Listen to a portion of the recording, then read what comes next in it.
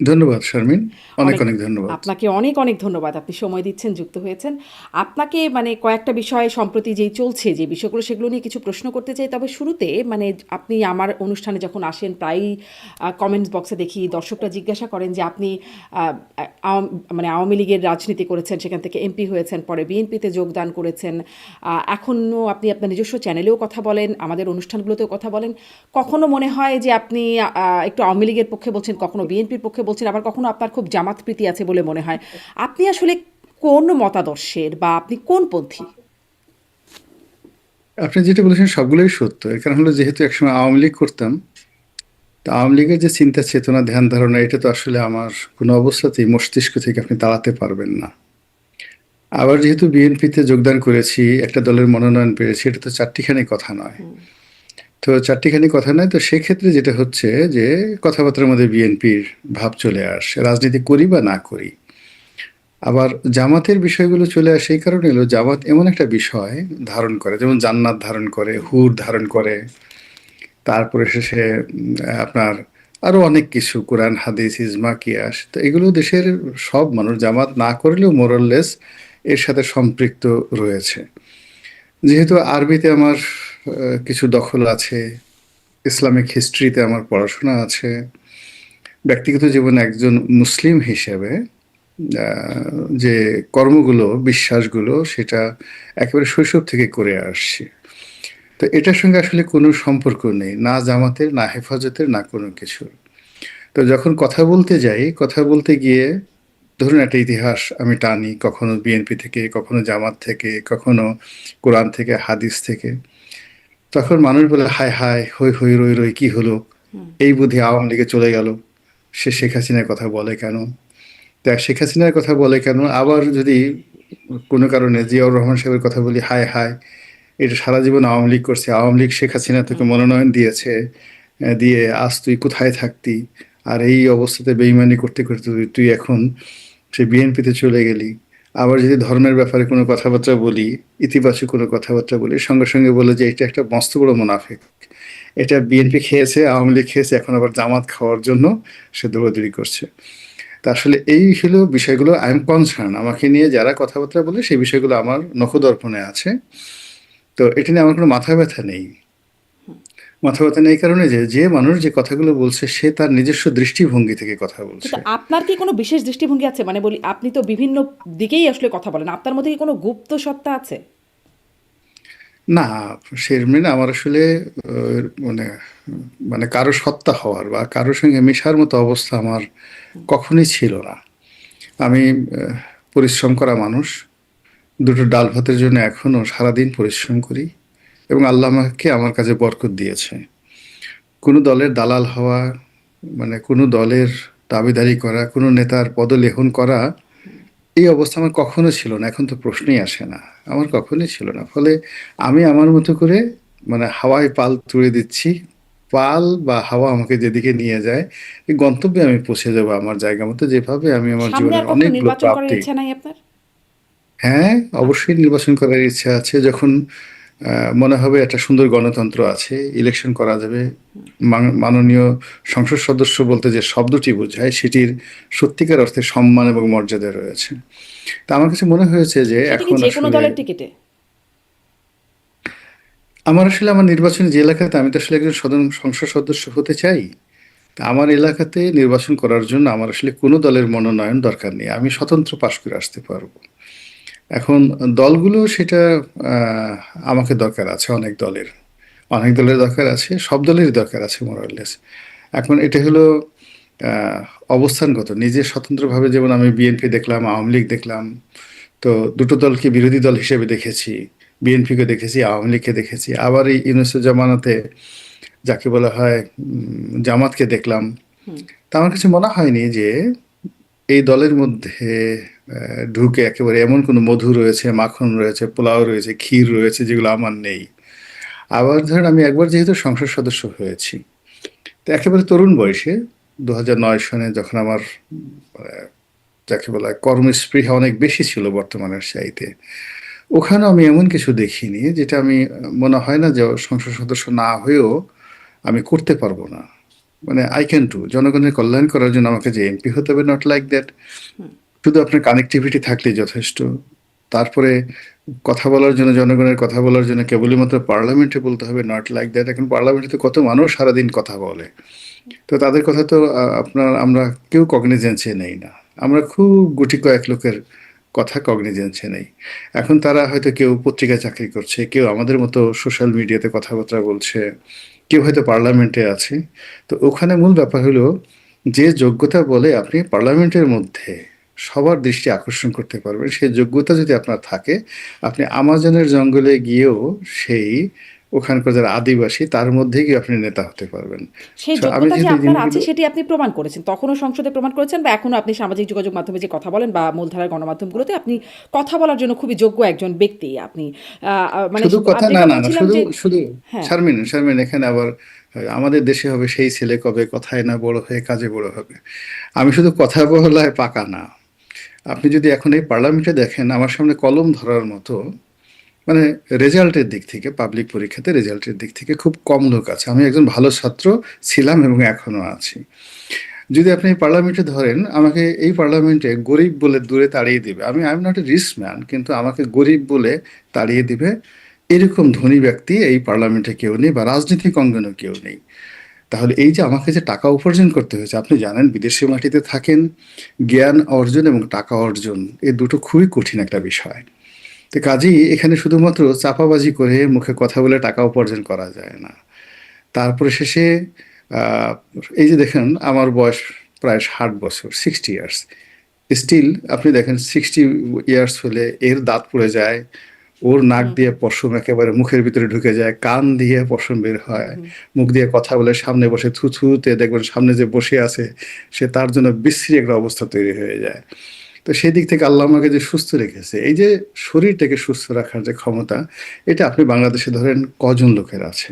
তো কাজে আমি শুধুমাত্র কথা বলে যোগ্যতা প্রমাণ করিনি, আমার একটা মানুষ হিসেবে এই স্বল্পকালীন জীবনে আপনি যদি 10টা আইটেম ধরেন, I have a good family. আমার ছেলে সন্তানকে আমি মানুষ করেছি, তারা যার যা জায়গাতে সফল। আমি আমার 7টা ভাইকে মানুষ করেছি, তারা যার যা জায়গাতে সফল। আমি দায়িত্ব পালন করেছি 5 বছর। আপনি আমার নির্বাচনী এলাকাতে দেখেন আমি কত সুন্দরভাবে বললাম যে আমার এলাকাতে নির্বাচন করতে কোনো দলের মনোনয়ন দরকার নেই, আমি ইন্ডিপেন্ডেন্টলি পাশ করে আসতে পারবো ইনশাল্লাহ, যখন আমি ফিল করব। আপনি আনেন তো কয়জন সংসদ সদস্য এইভাবে, বা সাবেক সংসদ সদস্য, রাজনীতিবিদ এত কনফিডেন্ট নিয়ে কথা বলতে পারে? তো এটা আবার আবার ধরেন আমার সমাজে অনেক অনেক বড় কথা বলে ওই একজন আছে খায়রুল দেওয়ান, প্রধানমন্ত্রী খায়রুল দেওয়ান। তো সে সারাদিন বলে প্রেস ক্লাবের সামনে যে আমি দেশের প্রধানমন্ত্রী, আমি দেশের রাষ্ট্রপতি। তো সবাই বলতে পারে, কিন্তু ক্ষমতা নিয়ে টিকে থাকা কিন্তু এত চারটিখানি বিষয় নয়। তো আমি তো স্রোতের বিরুদ্ধে, বিপরীতে চলা। এখন ধরেন 18 সন থেকে 24 সন পর্যন্ত শেখ হাসিনা প্রবল ক্ষমতার বিরুদ্ধে যে কজন লোক বাংলাদেশের রুখে দাঁড়িয়েছে, আমি তো তাদের মধ্যে একজন। আওয়ামী লীগ চলে গেল, বিএনপির জমানাতে, ইউনূসের জমানাতে আমার সবচেয়ে বেশি সুবিধাভোগী হওয়ার কথা ছিল, কিন্তু আমি তো সেটা হইনি। আমি সেটা হইনি। অনেক সুযোগ ছিল, বা এখনো অনেক সুযোগ আছে, তা না করে আমি আমার মতো করে কথা বলে এখন কেমন যাচ্ছি। সুযোগ? এ- না, না, এখন যেহেতু আমি এই দলের মনোনয়ন নিয়ে ইলেকশন করেছি, তো একটা রাজনৈতিক দলের সবচেয়ে বেশি সেন্সিটিভ হলে সেই দলের মনোনয়ন কারা পেল। পদ পদবীর চাইতেও মনোনয়ন পাওয়াটা সবচেয়ে একটা যোগ্যতম। তো আমি তো বিএনপির মনোনয়ন পাওয়া 2018 সনে একজন লোক। তো এই আমলে ধরেন আমি যদি টেন্ডারবাজি করতে চাই, ব্যবসা বাণিজ্য করতে চাই, আপনার সুযোগ নিয়োগ বেশি। বদলি করতে চাই, দালালি করতে চাই, এটা খুব সহজ একটা বিষয়, খুব একটা সহজ একটা বিষয়। তারপরে আমি যদি বলি যে না ঠিক আছে, আমি তারেক রহমান সাহেবের উপদেষ্টা হব, আমি মন্ত্রী হব, টেকনোক্র্যাট কোঠায়, আমি ইলেকশন করলাম না, আমি এটা হব। আর যদি কিছু না হতে পারি, অ্যাটলিস্ট বড় বড় মন্ত্রীদের ব্যাগটা নেওয়ার মতো তো, যাকে বলে হাতে এখনো কিছুটা শক্তি আছে। এখন এই কাজগুলো তো আমি করিনি কখনো। তো কাজই হলো কি, যে আমি আমারই মতো একজন স্বতন্ত্র মানুষ, হয়তো অনন্য, জি, হয়তো ব্যতিক্রম, আমি নিশ্চয়ই, আমার মতো করে আছি। নিশ্চয়ই। আপনার সম্পর্কেই একটু জানছিলাম। এখন একটু আলোচনায় যাব। তবে শেষ প্রশ্ন আপনার, মানে আপনার পার্সোনাল বিষয় দিয়ে আলোচনা শুরু করলাম। আ মানে আওয়ামী লীগের টিকেটে এমপি হয়েছেন, সংসদে গেছেন, বিএনপির মনোনয়ন পেয়েছেন। সামনে কি জামাতে যাবার কোনো সম্ভাবনা আছে? না, জামাতে যাওয়ার কোনো সম্ভাবনা নাই।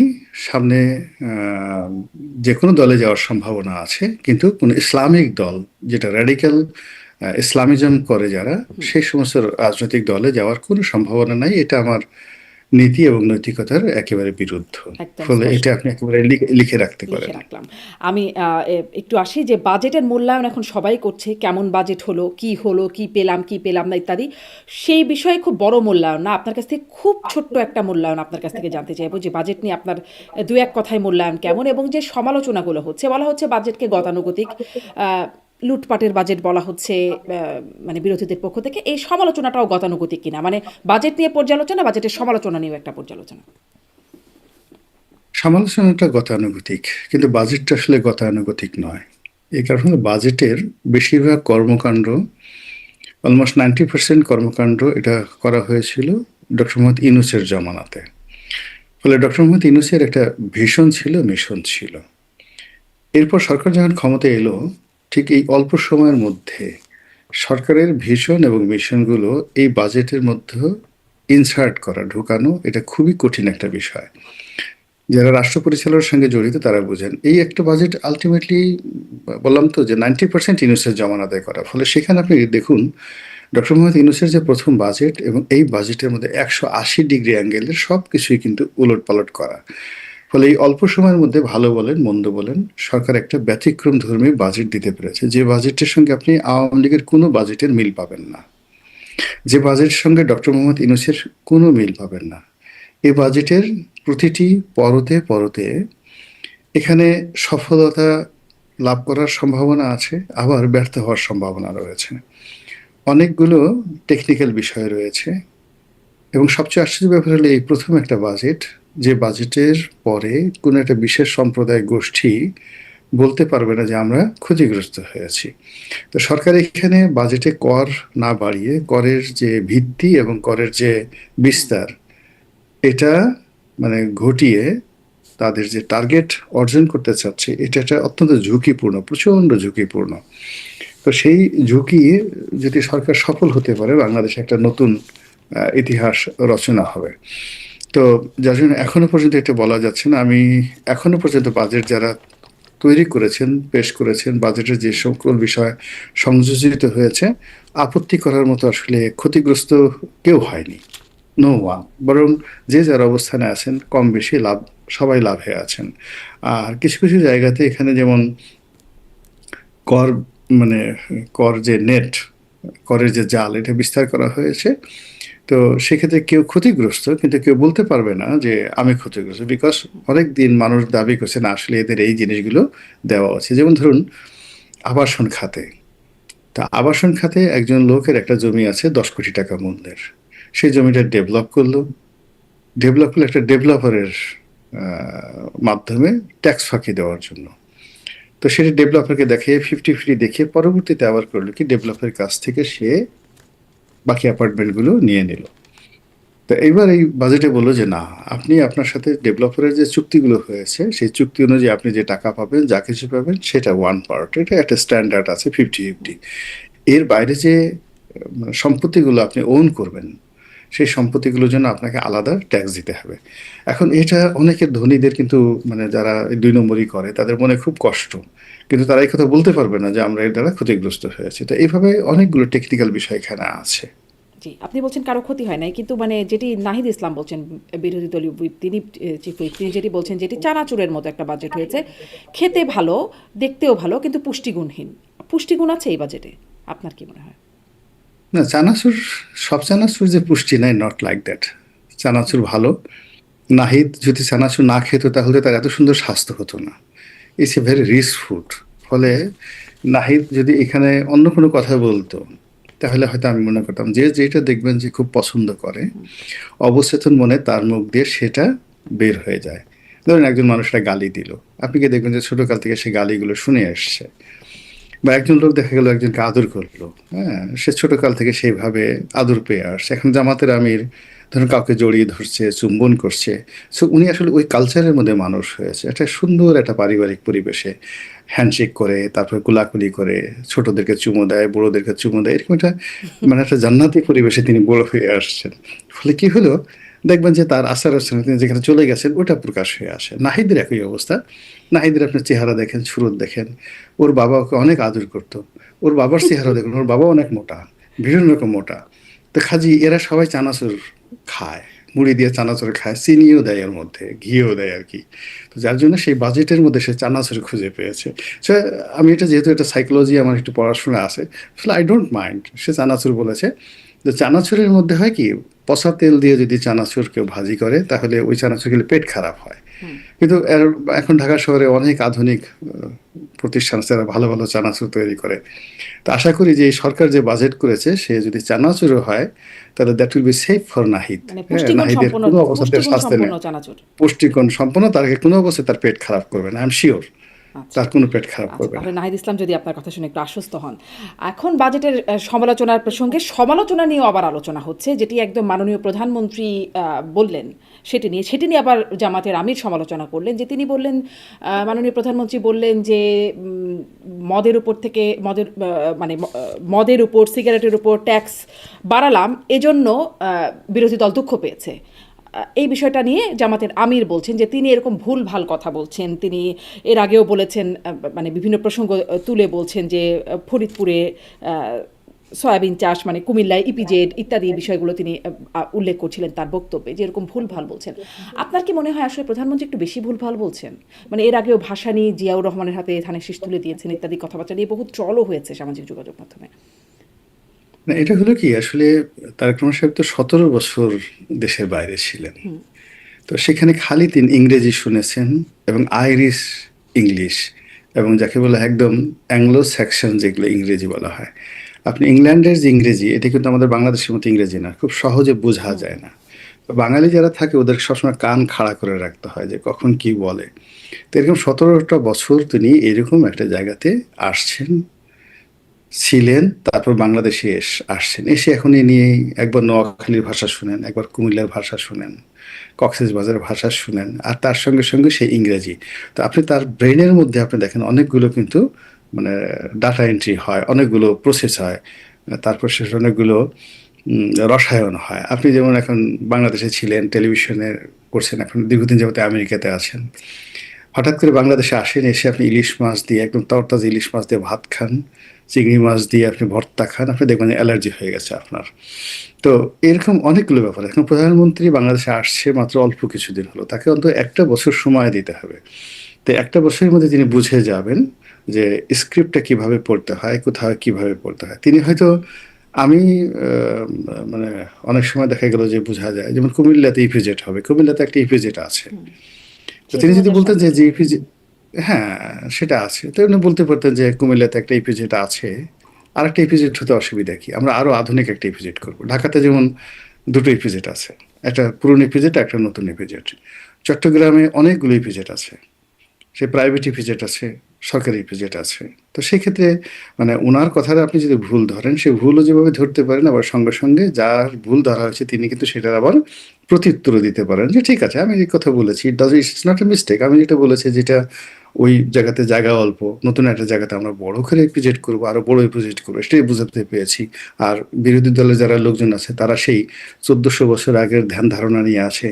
সেই দেখা গেল আরব দেশের লোকজন কম্বল পরতো, এখন তারা নতুন করে আবার সেই কম্বল পরার চিন্তা ভাবনা করছে। আমরা তো এরকম চিন্তা ভাবনা, আমি আমেরিকা থেকে আসছি, ইউরোপ থেকে আসছি, ইংল্যান্ড থেকে আসছি, আমার wife is a PhD holder, doctor. ফলে আমাদের চিন্তা চেতনা তো আসলে ডাক্তার শফিক এমবিবিএস চিন্তা করতে পারবে না।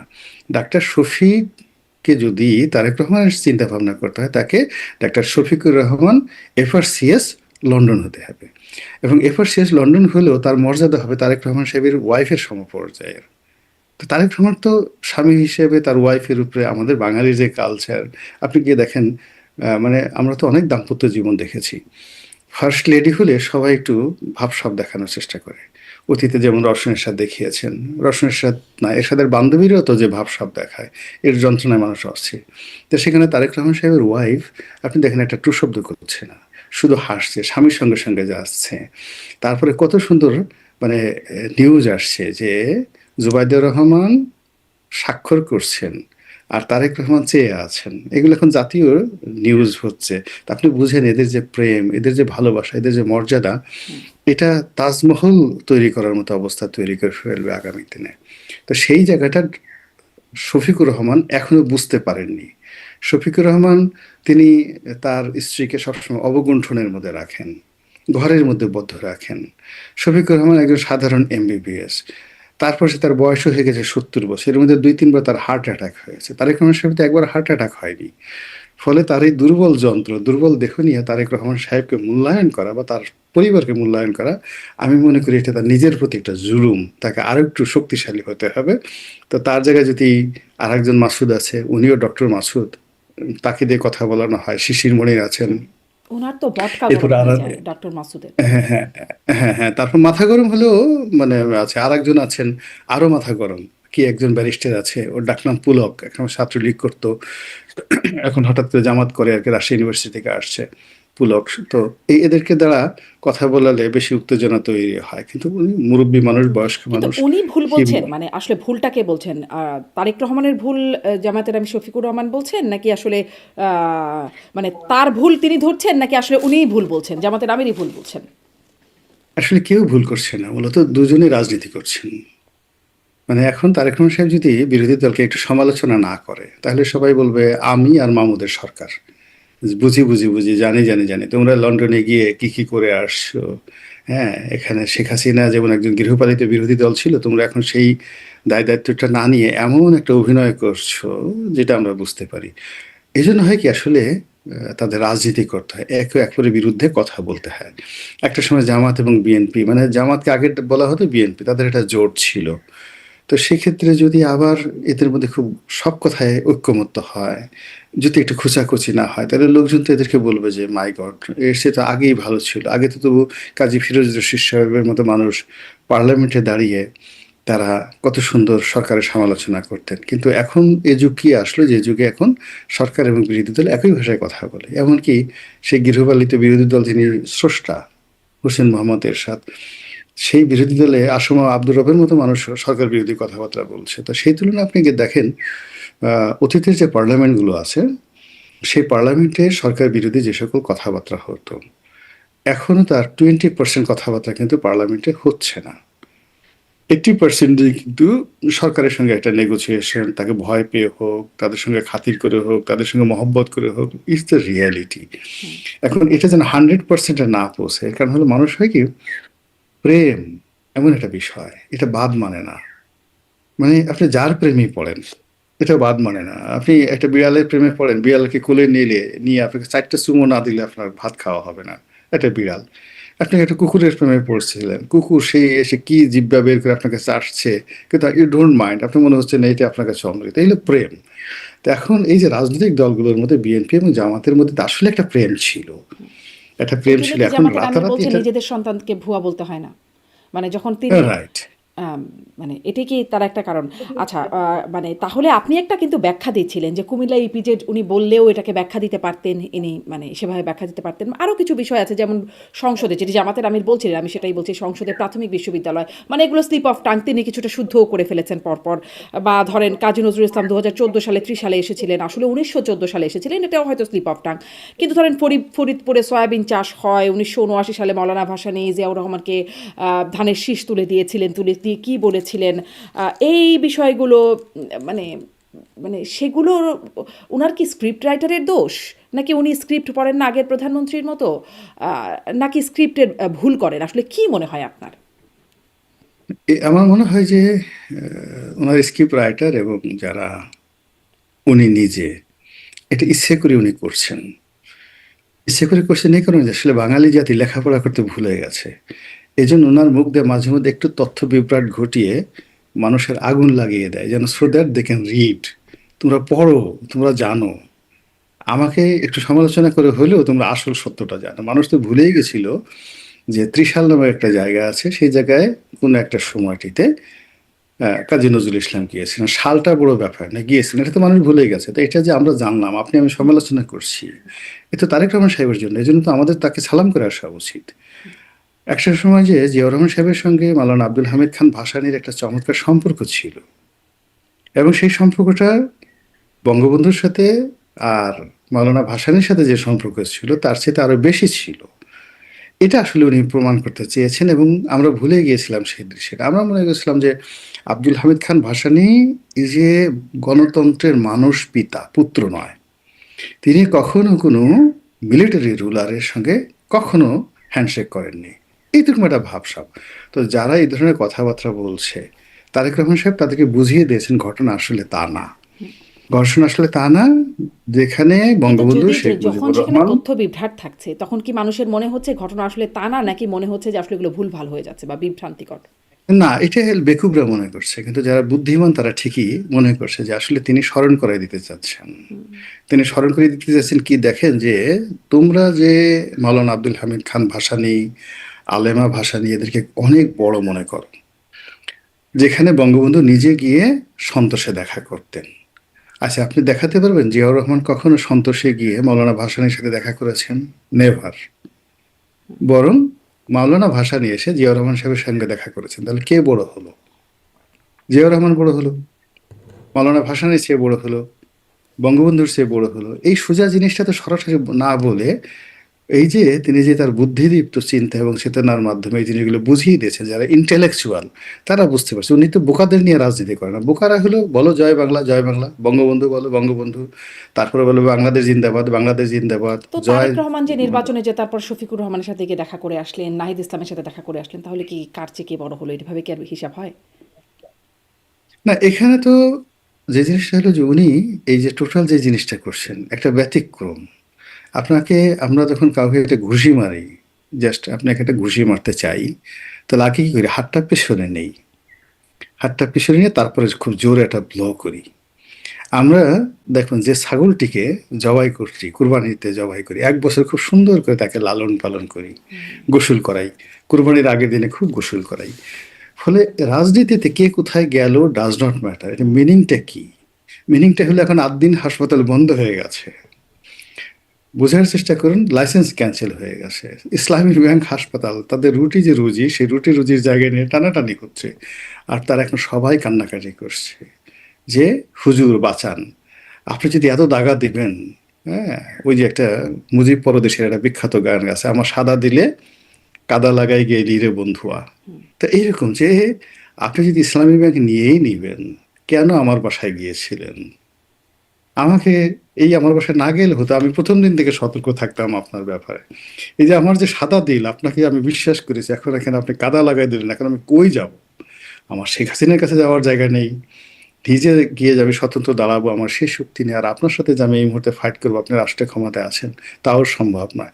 ফলে it's a politics, it's a super, মানে মানে সুপারলেটিভ ডিগ্রির পলিটিক্স, যেটা তারেক রহমান সাহেব শুরু করেছেন। তাকে আপনি নিউ পলিটিক্যাল ফিলোসফার হিসেবে আপনি আখ্যায়িত করতে পারেন, যে তিনি যা কিছু বাংলাদেশে করেছেন এটা অতীতে কেউ করেনি আর কেউ কল্পনাও করেনি। আর ভবিষ্যৎ, মানে অতীতে কেউ বলেও নাই যে আমি প্রধানমন্ত্রীর কাজ করবো। আচ্ছা, একজন প্রধানমন্ত্রী ফ্লাইং শার্ট পরবে, ইন করবেন না, এটা কি কেউ কখনো বলেছে, বিশ্বাস করেছে? একজন প্রধানমন্ত্রী একটা সাধারণ মানের ঘড়ি পরবেন, তারপরে সাধারণই পড়েন। একজন প্রধানমন্ত্রী তার স্ত্রীর মাথায় ছাতি, বাংলাদেশে বসে ছাতি তুলে ধরবেন। একজন প্রধানমন্ত্রী 9-10-এর ছেলে মেয়েদের মতো পিছনে ব্যাকপ্যাক নিয়ে প্লেনে উঠবেন। আপনি কি এটা কখনো চিন্তা করেছেন? ইটস এ পলিটিক্যাল ফিলসফি, রাজনৈতিক দর্শন। এই পুরো দর্শনটা শেখ হাসিনা যেভাবে তৈরি করেছিলেন, যে she is Julius Caesar, she is Napoleon Bonaparte, she is বাদশাহ হারুন আর রশিদ, সম্রাট আকবর, এইরকম। আর সেখানে বর্তমান প্রধানমন্ত্রী তিনি নিজেকে নিয়ে আসছেন খলিফা উমর ইবনুল খাত্তাব। তো খলিফা উমর ইবনুল খাত্তাব হওয়ার জন্য তিনি ঘোরাফেরা করছেন, রাতে যাচ্ছেন, স্বাভাবিক জীবনযাপন করছেন। আর জামাতের আমিরও তো খলিফা উমর ইবনুল খাত্তাব হতে চায়। তো এটা নিয়ে টানাটানি হচ্ছে না? সেই টানাটানির কারণে কি হচ্ছে, তারেক রহমান সাহেব জিতে গেছেন। হ্যাঁ, তো সেই জিতে যাওয়ার কারণে এখনো তো, মানে জামাতের আমির তো তার পোশাক পরিবর্তন করেন নাই, তিনি তার আগের মতো আছেন। কিন্তু তারেক রহমান সাহেব তারেক রহমানের মতো, সে একটা আলাদা, মানে মোদি যেভাবে একটা ভারতে একটা নতুন পোশাক তৈরি করেছেন, নতুন একটা স্টাইল তৈরি করেছেন, সে নিজে মানে গাড়ি চালাচ্ছেন, সেই গাড়ির সামনে লোকজন দৌড়াচ্ছে। আচ্ছা, প্রধানমন্ত্রীর গাড়ির সামনে অতীতে কখনো কেউ দৌড়াইছে বলেন? কেউ কখনো দৌড়ায়নি, মন্ত্রীরা দৌড়াচ্ছে। আচ্ছা, তিনি বিরোধী দলীয় থেকে একজন আন্দালিব রহমান পার্থকে এনে তার পাশে বসালেন। নিঃসন্দেহে পার্থ তো তাকে বলেনি যে লিডার, বা তারেক ভাই আমি আপনার পাশে একটু বসতে চাই, এবং আপনার পাশে বসে আপনি যখন গাড়ি চালাবেন আমি তখন একটা সেলফি তুলবো, আর সেই সেলফি তুলে আমি অবশ্যই এটা ফেসবুকে দেবো। এটা পার্থ কখনো বলেনি। নিঃসন্দেহে পার্থর যেহেতু একটা গ্রেট ফলোয়ার আছে, তারেক রহমান সাহেবের এটা একটা অসাধারণ একটা রাজনৈতিক দর্শন, যে পার্থর মতো একজন হ্যান্ডসাম, ইয়াং, প্রগ্রেসিভ, তরুণদের মধ্যে যার প্রচুর ভক্ত আছে, তার মতো লোক বিরোধী দলকে নিয়ে পাশে বসিয়ে তিনি যে গাড়ি চালালেন, এখন দেখেন তার দলের সব লোকের তিনি মধ্যে একটা বিরোধী ইঁদুর দল কেন দৌড় হয়ে বলছেন? গেছে। তিনি তো আসলে জোটেরই সদস্য। তারা তো হ্যাঁ, ধরেন ওই যে জোটেরই সদস্য, এখন এই সেম সুযোগ পাওয়ার, দেখেন এই সেম সুযোগ দ্বিতীয়বার পেল কক্সবাজারে গিয়ে সালাউদ্দিন সাহেব। এখন যারা প্রধানমন্ত্রীর পাশে এই গাড়িতে বসে সেলফি তুলতে পারছেন, তারা মনে করছেন we are the luckiest person. এই জন্য হয় কি, প্রধানমন্ত্রী গুড বুকে যাওয়ার জন্য দিন রাত তারা জিকির করছে, ফিকির করছে, চেষ্টা করছে, তদবির করছে। কে ওখানে বসবে? আচ্ছা, শহীদুদ্দিন চৌধুরী আনি, তিনি তো প্রধানমন্ত্রীর কাছে, তার কি একটু বসার শখ হয় না? ফলে কি হয়েছে, যদি বসতে চাও তাহলে আরো কাজ করো, আরো প্রধানমন্ত্রীর কাছাকাছি আসো। কিংবা এতগুলো মন্ত্রণালয় দেওয়া হয়েছে রবিউলকে, রবিউল কি একটু বসতে ইচ্ছা করে না যে ঠিক আছে পার্থ ওখানে মন্ত্রী হলো না, কিচ্ছু হলো না, জোটের সঙ্গী, সে শুধু বসলো না, সঙ্গে সঙ্গে একটা সেলফিও তুলে ফেললো। তো এই যে সুযোগটা সে পেলো, আমার কি স্বাদ জাগে না? আমার কি ইচ্ছা হয় না? তো তখন কি করবে, আচ্ছা ঠিক আছে, তোমার যখন ইচ্ছা হয় তখন তুমি কাজ করো, আরো বেশি বেশি কাজ করো, আমাকে খুশি করো, দেশের জন্য কাজ করো, রাষ্ট্রের জন্য কাজ করো। হি ইজ পার্থ এ কি জিনিয়াস, করেছেন দেশের পলিটিক্যাল জন্য, জিনিয়াস। রাষ্ট্রের জন্য, যার কারণে মানে সুযোগটা পেলেন? এটা তো একান্ত প্রধানমন্ত্রীর ব্যাপার, এটা আপনার আমার ব্যাপার না। আপনি তো পার্থর সাথে ছবি তুলেন নাই, আমি তো ছবি তুলিনি। যদি আমি ছবি তুলতাম পার্থের সঙ্গে, তাহলে আমরা মনে করতাম যে না, I have seen something extra ordinary.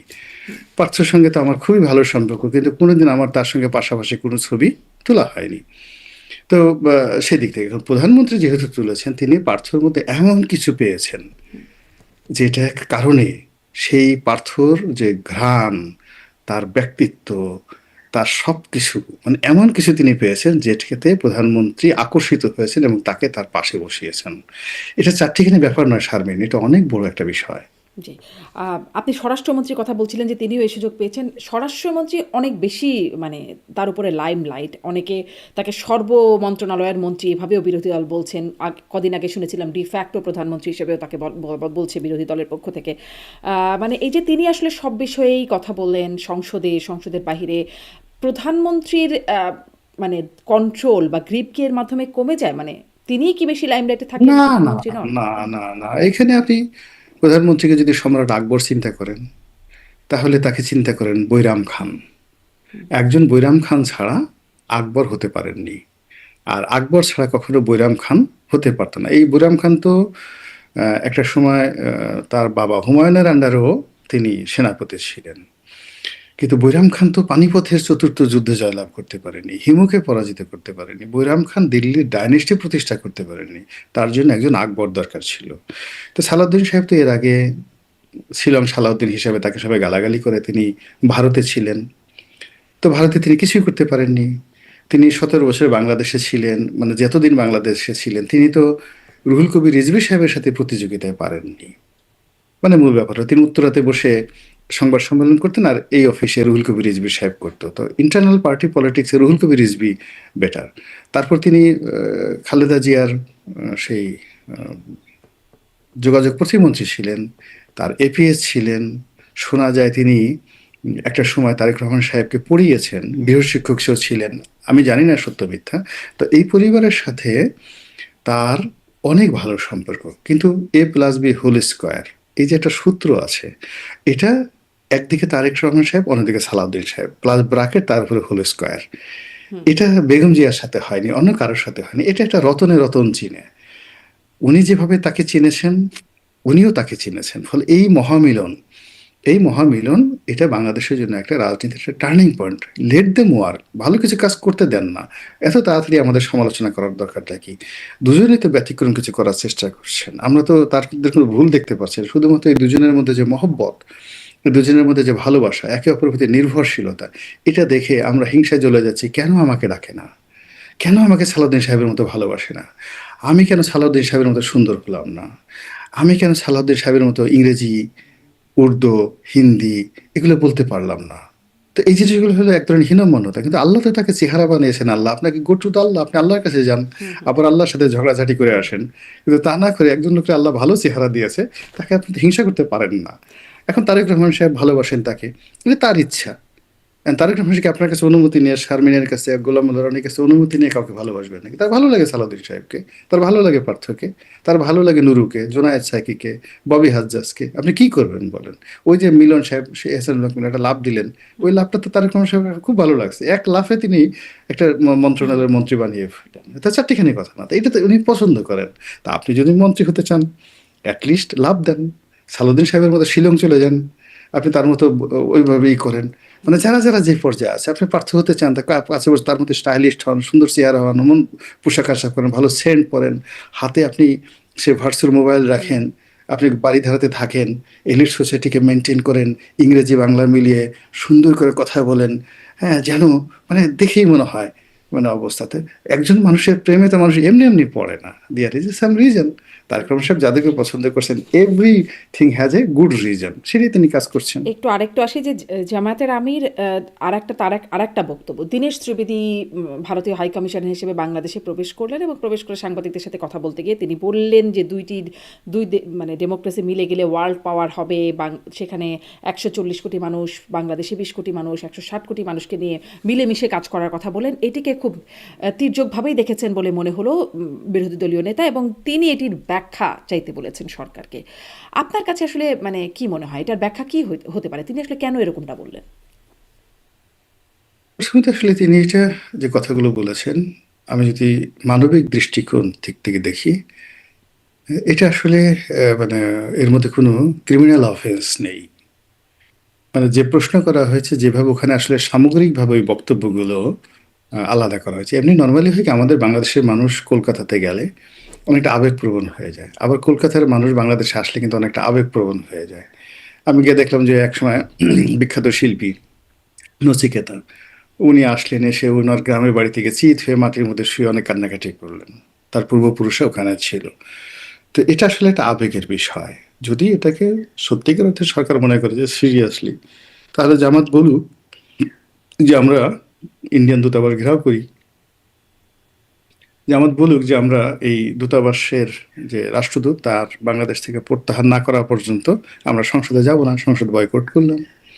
জামাত বলুক যে আগামী যতদিন এই লোক আছে, আমরা ইন্ডিয়ান দূতাবাসের কোনো দাওয়াতে কখন আমরা যাব না। তাহলে তাদের যে অনেস্টি, এটা প্রমাণিত হবে। আদারওয়াইজ এটা আমার কাছে যেটা মনে হচ্ছে যে যে কথাগুলো তিনি বলতে চাননি, বোঝাতে চাননি, সেই ভয়গুলো তৈরি করে, সেই ইস্যুগুলো তৈরি করে মূলত আপনি even fighting somebody to create a disaster, একটা ডিজাস্টার তৈরি করার জন্য আপনি কাউকে ইনভাইট করছেন। আদারওয়াইজ এই জিনিসগুলো, একজন রাষ্ট্রদূত তিনি বাংলাদেশে এসে কি বললেন, এতে করে বাংলাদেশ আর ভারত এক হয়ে গেল, বাংলাদেশের 20 কোটি মানুষ ভারতের 140 কোটি মানুষের সাথে এক হয়ে গেল, বাংলার আকাশ ভারতের আকাশে এক হয়ে গেল। বাংলার আকাশ ভারতের আকাশ তো একই, শুধু আমরা সীমানা নির্ধারণ করেছি ভূমিতে, স্থলে এবং জলে, জলে স্থলে, কিন্তু আকাশ তো আল্লাহ রাব্বুল আলামিন সবার জন্য উন্মুক্ত করে দিয়েছেন। তো উনি এমন কি বলেছেন, বাতাসও তো এক। আপনি সুন্দরবনের বাতাস, সুন্দরবনের অর্ধেক আমাদের, অর্ধেক ওখানে। অনেক সুন্দরবনের বাঘ আছে, এদের বউ থাকে ভারতে, বাঘদের বউ থাকে ভারতে, এবং এটা বাংলাদেশ চেষ্টা করে এই বাঘগুলোকে দমন করতে পারেনি। এর কারণ হলো, বউ যখন ভারতে থাকে বাঘের বাচ্চা হয়ে যায় ভারতে, বাংলাদেশে খালি পুরুষ বাঘ বাড়ে, এই ফলে বাঘ কমে যাচ্ছে, ভারতের বাঘ বেড়ে যাচ্ছে। তো এই যে ভারতের যে মাটি, সেই মাটি আকর্ষণ করতেছে আপনাকে, আপনি রাতারাতি সেই জিনিসগুলো পারবেন না। প্রকৃতি ইটসেলফ আপনাকে, গঙ্গাটা আছে, গঙ্গা নদীটা সেই গঙ্গোত্রী হিমবাহ থেকে আসলো। আচ্ছা, সেটা কি কেওক্রাডাং থেকে আসতে পারতো না? সিলেটের শফিকুর রহমান সাহেবের বাড়ি থেকে গঙ্গা নদী শুরু হতে পারতো না? তো সেখান থেকে সেই ব্রহ্মপুত্র নদীটা কেন চীন থেকে আসতে হবে? এখন প্রকৃতিগুলো তো একটা জিনিস আছে। তো এখানে বাতাস, আমার আকাশ, এটা অবারিত, সারা পৃথিবীতে অবারিত, আপনি এটাকে রাখতে পারবেন না। আমরা ভূমিতে এবং জলস্থলে এটা একটা বিভেদ তৈরি করে রেখেছি। তার মানে এই এভাবে হলো দেখার কিছু বক্তব্য। নাই, মানে সমালোচনা করবার মতো বক্তব্য এটি না বলে আপনার মনে হচ্ছে? না, না, না, না, এটা সমালোচনা করার মতো বক্তব্য না। এটা জাস্ট একটা নাটক তৈরি করার জন্য। কিন্তু মানে এটাকে একটা খুব শক্তভাবে তিনি বলছেন, নাহিদ ইসলাম বলছেন বা বিরোধী দলীয় নেতারা অনেকেই বলছেন এই বিষয়টিকে।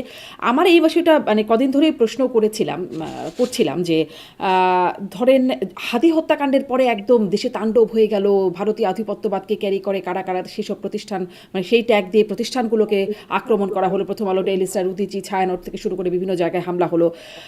কিন্তু যখন হাদি হত্যাকাণ্ডের কথা মমতা বন্দ্যোপাধ্যায় বললেন, সাবেক মুখ্যমন্ত্রী, যে তিনি ক্ষমতায় থাকার সময় কি হয়েছে, স্বরাষ্ট্রমন্ত্রী অমিত শাহ ফোন করে কি বলেছেন, একদম সরাসরি অনেক কথা বলে দিলেন।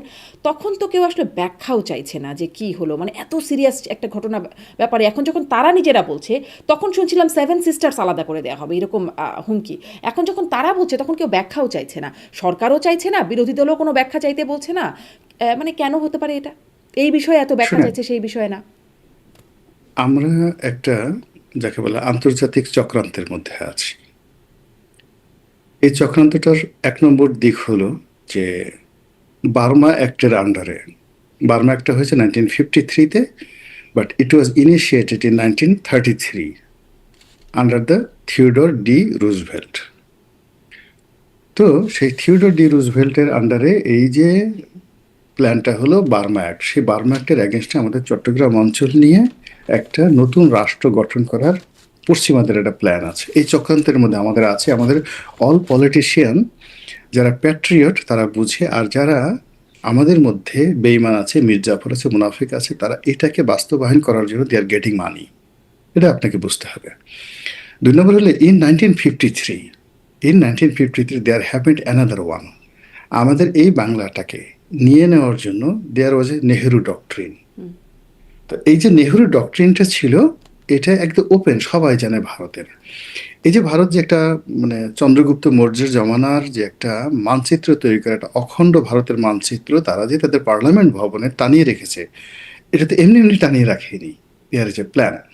তো এখন এই যে বাংলাদেশটাকে দখল করবে, বাংলাদেশের সাথে একটা যুদ্ধ করবে, এই যুদ্ধ করার জন্য একটা ওসিলা দরকার। সেই ওসিলাটা কি? এখানে জঙ্গিবাদ বাড়ছে, এখানে দক্ষিণপন্থী বাড়ছে, এখানে বোমাবাজি হচ্ছে, এখানে সেভেন সিস্টার দখল করার হুমকি আসছে। এবং এই কাজগুলো অনেক আমাদের মধ্যে রাজনীতিবিদদের মধ্যে বেইমান আছে, মুনাফিক আছে, সব জায়গাতে আছে, যারা ভারতের টাকায় এই কথাগুলো বলে আমরা সেভেন সিস্টার দখল করব। আমি সবাইকে বলছি না, কেউ কেউ এই জিনিসগুলো জিকির তুলে, ফিকির তুলে, ভারতের টাকায়, ভারতের টাকা খেয়ে ভারতকে গালাগালি করে, যেন ভারতের টাকায় রাম মন্দির তৈরি করবে, রাম মূর্তি তৈরি করবে, করে আবার ভারতের টাকায় সেই রাম মূর্তি ভাঙবে। এইটা হলো একটা পলিটিক্যাল, যাকে বলা হয় ম্যাথোলজি। এই গল্প, এই কাহিনী, এই উপন্যাস সাজিয়েই কিন্তু পৃথিবীতে এইভাবে বড় বড় যুদ্ধ তৈরি হয়েছে, বড় বড় ভূখণ্ড এভাবে দখল করা হয়েছে। আমাদের এই ভূখণ্ড তো অল্প কয়েকদিন, এটা তো অন্ততপক্ষে ৪-৫ হাজার বছরের ইতিহাস আছে। বহুবার আমরা দিল্লির দ্বারা অধিকৃত হয়েছি, মুর্শিদাবাদ বহুবার আমাদেরকে দখল করেছে, বহুবার এমনকি যেমন নরেন্দ্র মোদীর যে জায়গা, যেখানে সেই দক্ষিণ ভারত, দাক্ষিণাত্য, গুজরাট, এই এলাকাতে রাজা ছিলেন সেই রাজেন্দ্র। তো চোল সম্রাট রাজেন্দ্র, তিনি আজ থেকে ১,০০০ বছর আগে, অর্থাৎ এখন ২০২৬, ১,০২৬ সনে এই বাংলা দখল করে নিয়ে গেছিলেন ১,০০০ বছর আগে। কেন জানেন? এই যে গঙ্গার পানি এই অন্যদিকে প্রবাহিত করার জন্য, এই পানির জন্য তিনি এত দূর পথে দাক্ষিণাতে এখানে এসে যুদ্ধ করেছেন। ফলে এই বাংলাকে দখল করা, এটাকে কেটে টুকরো টুকরো করা। এই বাংলাতে একটা সময় ১২ ভূঁইয়ারা ছিল। হোয়াট ডাজ ইট মিন? আজকের এই যে বাংলা ১২টা ভাগে বিভক্ত ছিল, আবার এই ১২টা ভূঁইয়া তারা মারামারি করেছে। ফলে আমাদের এই বাংলা যদি ভবিষ্যতে ১২টা ভাগ হয়ে যায়, আপনি কি বলবেন? অতীতে ছিল না এটা? আবার এই বাংলা বহু বছর, শত বছর বাংলা, বিহার, উড়িষ্যা একত্রে ছিল, আসাম আমাদের সঙ্গে ছিল। তো যার জন্য এই কাজগুলো করার জন্য আন্তর্জাতিক চক্রান্ত রয়েছে। এখন কে যে কিভাবে কোন জায়গা দিয়ে খেলছে, উই ডোন্ট নো, একমাত্র আল্লাহ জানেন। এই যে আমাদের দেশে যে একটা মার্কিন ডিপ স্টেট আছে, এখানে যে $49 মিলিয়ন এই বাংলাদেশে শেখ হাসিনা রেজিমকে তাড়ানোর জন্য স্বয়ং ডোনাল্ড ট্রাম্প বলেছে যে $49 মিলিয়ন এই আমেরিকান সরকার খরচ করেছে। আমরা কি এটা কখনো কল্পনা করেছি? কখনো কল্পনা করেনি। এই আমেরিকান সরকার এখানে আমাদের মতো $49 মিলিয়ন করে বিনিয়োগ করে $4.5 বিলিয়ন সে যে আপনার বিমান চুক্তি, আর $15 বিলিয়ন যে সামগ্রিক চুক্তি করে নেবে, আমরা এটা কখনো কল্পনা করেছি? কখনো কল্পনা করিনি। ফলে আসলে আমরা অনেকগুলো কথা শুনে দেখবেন যে যত বেশি কথা বলছে, যে যত বেশি দেশপ্রেম দেখাচ্ছে, তার মধ্যেই হয়তো দেশ বিক্রি করার বীজ হয়তো কোনো দেশ লুকিয়ে রেখেছে বা ওখানে ঢুকিয়ে দিয়েছে। হুম। মানে এখানেও ডিপ স্টেটের চাল থাকতে পারে বলে আপনি অবশ্যই, অবশ্যই সন্দেহ ডিপ করার মতো স্টেটের চাল, কিছু মানে নেই। ডিপ স্টেটের চাল থাকতে পারে। জি, আমি একটু মানে ওসমান হাদির কথা বলছিলাম। এখন ওসমান হাদিকে পাঠ্য বইয়ে অন্তর্ভুক্ত করবার কথা বলা হয়েছে যে 2028 শিক্ষাবর্ষ থেকে পঞ্চম শ্রেণীতে শহীদ ওসমান হাদির বীরত্বগাথা পাঠ্যপুস্তকে অন্তর্ভুক্ত করা হবে। ওসমান হাদির বোন তিনি মাসুমা হাদি তিনি ফেসবুকে স্ট্যাটাস দিয়ে বলেছেন 28 সাল থেকে কেন, 27 সালের থেকেই কেন নয়, এবং পঞ্চম শ্রেণী থেকে বিশ্ববিদ্যালয় পর্যন্ত কেন নয়। মানে আমরা দেখেছি ওসমান হাদি খুবই তেজদীপ্ত কথা বলতেন। তার বেশ মানে একটা রাজনৈতিক বক্তব্য তার মুখে বেশ শোভাও পেত, বেশ গালিগালাজও করতেন। কিন্তু আসলে পাঠ্যপুস্তকে অন্তর্ভুক্ত করবার মতো আপনার কাছে কি মনে হয়, মানে কি বিষয়গুলো মানে পাঠ্যপুস্তকে অন্তর্ভুক্ত করার মতো? প্রথমত হলো যে উসমান হাদিকে সৃষ্টি করা হয়েছে, তিনি সৃষ্টি হননি। আমাদের এই সমাজে যারা, আমি তো বললাম যে একজন মানুষ দীর্ঘদিন পরিশ্রম করে একটা সফলতার দ্বার প্রান্তে পৌঁছে যায়, সে এমপি হবে, মন্ত্রী হবে, এখন বা রাজনীতিবিদ নেতা হবে, সবার একটা আউটস্ট্যান্ডিং লং একটা, যাকে বলা হয়, ইতিহাস থাকে। এখন ধরেন এই নাহিদ, সার্জিস, বা আমি উইথ ডিউ রেসপেক্ট যারা যারা এই সময়টাতে বিপ্লবে আসছে, এখন আমরা তো তাদের কাউকে চিনতাম না। আমরা বড় জোর নুরুকে চিনতাম, বড় জোর রাশেদকে চিনতাম, নুরু রাশেদের বাইরে কিন্তু আমরা কাউকে চিনতাম না। উসমান হাদি নামক যে একটা লোক আছে, এটা তো আমি সেই যে জুলাই আগস্ট বিপ্লবের সময় তো আমি একেবারে রাজপথের একজন মানুষ। মানে যেদিন শেখ হাসিনা চলে গেছেন, মানে যেদিন কারফিউ ছিল, সেই দিন আমি জানি না আমার লেভেলের একটা লোকের ঘর থেকে বের হয়েছে কিনা। আমি কথা বলেছি নো ওয়ান। আমি কিন্তু সেদিন প্রচণ্ড বৃষ্টির মধ্যে রাস্তায় বের হয়ে তারপর অফিসে আসছে, সারাদিন অফিস করেছি। তো কাজী এই যে এই সময়গুলোতে আমি তো কখন উসমান হাদির নাম শুনিনি। 2024 সনের আগস্ট মাসে আমি কখন উসমান হাদির নাম শুনিনি, জুলাই মাসে শুনিনি, তার আগে কখনো শুনিনি। হঠাৎ করে এই উসমান হাদি চলে আসলো, তারপরে সে সমন্বয়করা চলে আসলো, আর একটা ওই যে নতুন আর একটা কি দরবেশ আছে, এর বড় দাড়ি, কি যেন নাম, ওই যে টেক্সট বুক বোর্ডের বই নিয়ে সব কি কেলেঙ্কারি ঠেলেঙ্কারি করলো। তো আসলে ডক্টর মোহাম্মদ ইউনূসের জামানাতে অনেকগুলো ক্যারেক্টার তৈরি করা হয়েছিল, এবং সেই তৈরি করা ক্যারেক্টারগুলোকে আবার দেখা গেল যে অনেকে হারিয়ে গেছে, অনেকে হারিয়ে দেওয়া হয়েছে। উসমান হাদির মৃত্যুটা কোনো স্বাভাবিক মৃত্যু ছিল না। এটা যারাই করেছে, আল্লাহর গজব নাজিল হবে তাদের প্রতি, যারাই করেছে। এর কারণে এই ছেলেটা তো আসলে উসমান হাদি হতে চায়নি। সে একটা কোচিং সেন্টারে নর্মালি কোচিংয়ে সে করতো, সাকল্যে 20-25 হাজার টাকা হয়তো তার মান্থলি ইনকাম ছিল, তার পোশাক, মাদ্রাসা লাইনে সে পড়াশোনা করে কোনো মতে জীবন জীবিকা নিয়ে ঢাকা শহরে সে বসবাস করার জন্য সংগ্রাম ছিল। সেই মানুষটিকে আপনি তুলে আনলেন, একটা তুলে এনে বিশ্ববিদ্যালয়েও তাকে তিনি হঠাৎ জয়েন করে, করেছিলেন যতটুকু জানি, হতে পারে, হতে পড়াশোনা পারে। শেষ করেছেন। এখন আমাদের তো কতগুলো বিশ্ববিদ্যালয় আছে যে বিশ্ববিদ্যালয় 5,000 টাকা বেতন দেয় না, 6 মাসও বেতন দেয় না। আপনি টিচার হতে চান, আমি আপনাকে অনলাইনে অনেকগুলো বিশ্ববিদ্যালয়ের টিচার বানিয়ে দেবো, ফুল অধ্যাপক, কিন্তু তারা বেতন দিতে পারছে না। তো যার জন্য ইট ডাজ নট ম্যাটার। মূল ব্যাপার হলো যে আমি, মানে এখান থেকে বলছি আমার মতো মানুষ যারা, আমি 2009 সন থেকে পলিটিক্যাল টকশো করি। তো টকশো করলে যারা রাজনীতিতে আসে তাদেরকে আমার চিনতে হবে, নাহলে আমি এত কথা বলছি করে মানুষ কেন আমার কথা শুনছে। আমার কাছে তো তথ্য আছে, ইনফরমেশন আছে, ডাটা আছে। তো সেই ডাটার মধ্যে তো আমি এই সময়টাতে অনেকগুলো লোককে দেখছি, যে লোকগুলোকে আমি 2023 সনে দেখিনি, তাদেরকে চিনি না, জাতীয় তাদেরকে চিনে না। All on a sudden within 6 month এদেরকে তৈরি করা হয়েছে। তৈরি করে এদেরকে একেবারে বলিউড স্টার শাহরুখ খান কিংবা টম ক্রুজ তৈরি করে ফেলানো হয়েছে। আবার নাটক তৈরি করার জন্য সেই টম ক্রুজকে মেরে ফেলা হয়েছে, যেন মানুষ উত্তম কুমারের জন্য কাঁদে, টম ক্রুজের জন্য কাঁদে। তো সেই দিক থেকে এখনো এই যে হাদিকে নিয়ে যে বইয়ে তার বীরত্ব গাথা অন্তর্ভুক্ত করা, আমার কাছে মনে হচ্ছে এই কাজটি সরকারের যারা লোক আছে দে আর প্লেয়িং, তারা খেলছে। যারা তাকে মানে বানিয়েছে, আবার যারা তাকে মেরেছে, কারা আবার তারা? যারা তাকে, আপনার কি ধারণা, মানে তারা কারা? কারা তাকে তৈরি করলো, কারা তাকে সরালো? যারাই কাজটা করেছে তারা বাংলাদেশের দেশপ্রেমিক ভালো কেউ না। তারা দেশের মধ্যে হলে তাদের পরিচয় মীর জাফর, জগৎ রায়দুল্লভ, ইয়ার লতিফ। আর তারা যদি আমেরিকার হয় তাহলে তারা they are the agent of deep state. তারা যদি ইসরায়েলের হয়, they are the agent of Mossad. তারা যদি ভারতের হয়, they are the agent of র। আর কি বলবো, এর চেয়ে বেশি কিছু নয়।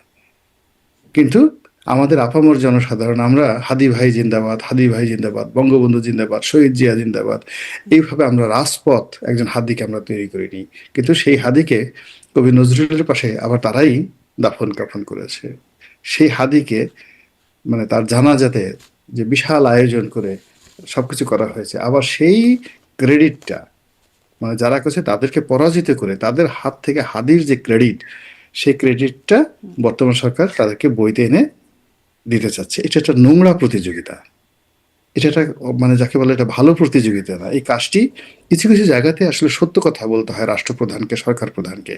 আজকে আমি যে কথাটা বললাম সেই কথাটা যদি তারেক জিয়া বলতে পারতেন সংসদে দাঁড়িয়ে, পুরো জাতি বলতে yes, he is the leader.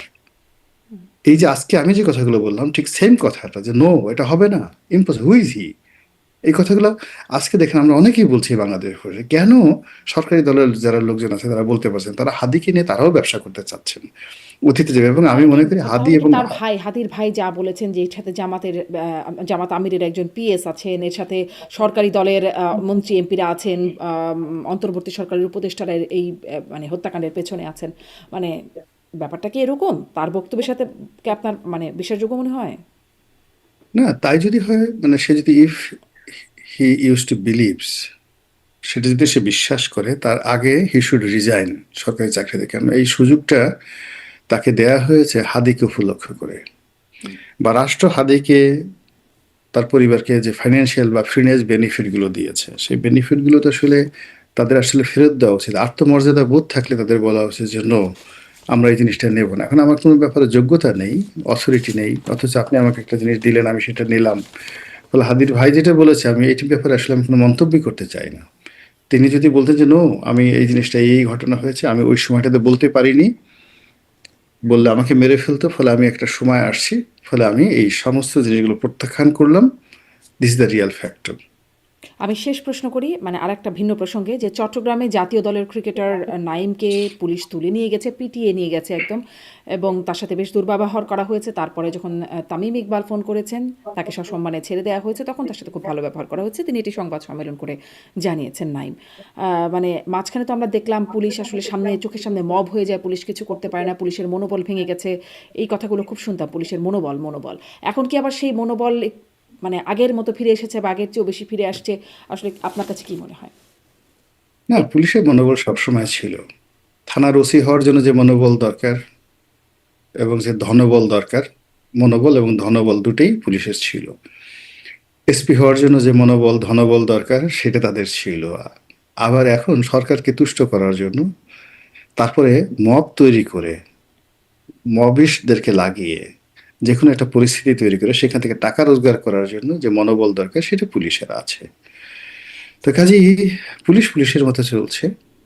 এখন এটাকে সত্যিকার অর্থে জনবান্ধব একটা পুলিশ, যে পুলিশ কখনো মানে এভাবে আহ, মানে যে অপকর্মের কথা আপনি বললেন, এই ধরনের অপকর্ম করবে না, সেই পর্যায়ে যাওয়ার জন্য আমাদের যারা পলিটিশিয়ান আছেন তাদেরকে অনেস্ট হতে হবে, চিন্তা চেতনায় কর্মে অনেস্ট হতে হবে। আপনি যদি সে শেখ হাসিনা জমানার মতোই যদি আপনি দলবাজ পুলিশ নিয়োগ দেন, শেখ হাসিনার জমানাতে যদি যেভাবে একটা ইন্সপেক্টর সেই উজ্জ্বল বা প্রদীপের মতো একজন ইন্সপেক্টর ফাঙ্কানের দানব তৈরি হয়ে যায়, যদি সেই আমলে একজন হারুন তৈরি হয়, এখন তো দেখা যাচ্ছে হারুন, বিপ্লব, এরা তো শিশু, এদের সাথে বড় বড় এদের দাদারা তৈরি হয়ে গেছে অল্প সময়ের মধ্যে আর কি। হ্যাঁ, তো যার জন্য এটা মানে যাকে বলা হয়, হ্যাঁ, সরি, আপনি বলছিলেন পুলিশের মনোবল নিয়ে।